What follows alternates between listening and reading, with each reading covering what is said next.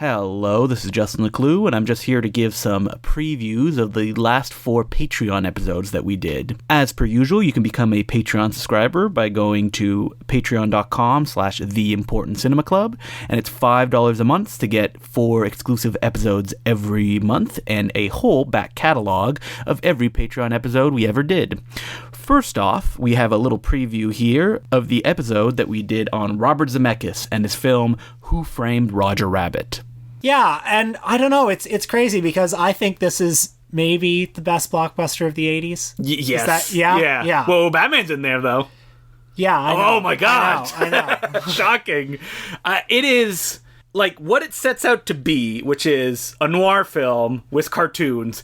There could be no better version of this story. It's such a rich experience.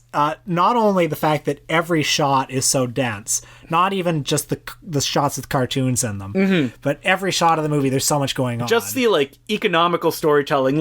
There's a scene where Bob Hoskins goes into his office, and as Will said as it came up, this is a scene that it would bore him as a kid because there's no cartoons in it. Secondly, we made top 5 lists of our favorite films of 1989.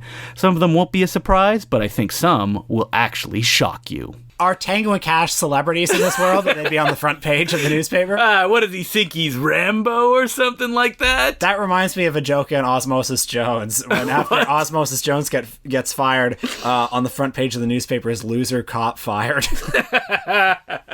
I really like that Sylvester Stallone did steal a gag straight from Police Story, though. Yes. And that it put it in Tango and Cash. I would love to have been on set to see that director be like, what am I doing? How did I get here working for Joel Silver, making Tango and Cash? He was saving it all up for his true passion project. Thirdly, to ring in the new year, me and Will watched the documentary Cinemania about a bunch of cinemaniacs out of New York City. And then we discussed our favorite things that were movie-related for 2018.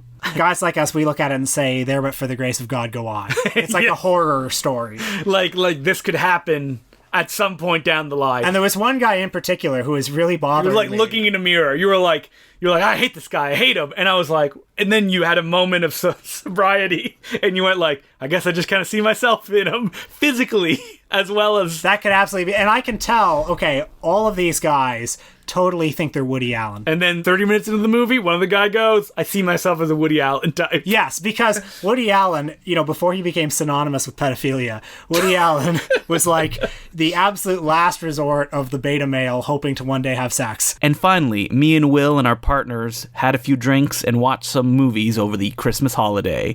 In this discussion, you hear us talk about the film 8 Crazy Nights, and within that same episode, there's a long discussion about a very early Jim Carrey picture called Copper Mountain. And I don't like this about Adam Sandler. He's really mean. And okay, but he's also ripped. I knew you were going to say that. There's a scene where he plays basketball and he takes off his shirt and he's just so built. But he's naked with this little boy. And right.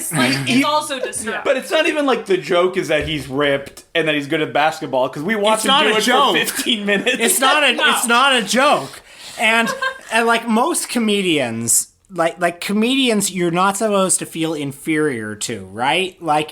Comedians don't normally position themselves, unless you're Joe Piscopo or something. They don't position themselves as really ripped and muscular. You're supposed to feel on the same level as a comedian, It doesn't work if you feel inferior to the guy. But Adam Sandler, at this point, he's riding high. He is so cool. And he's like, yeah. Make sure I look really muscular. I don't look muscular enough. More. Again, if you enjoyed these previews, make sure to check out the full episodes at patreon.com/theimportantcinemaclub. Our goal is to reach 200 Patreon subscribers this month. So if you're not a member yet, this is the perfect time to join, because we'll also be having a monthly draw to pick a topic for a Patreon episode. And we'll also have an upcoming contest that will have 3 winners. So make sure to get in there early.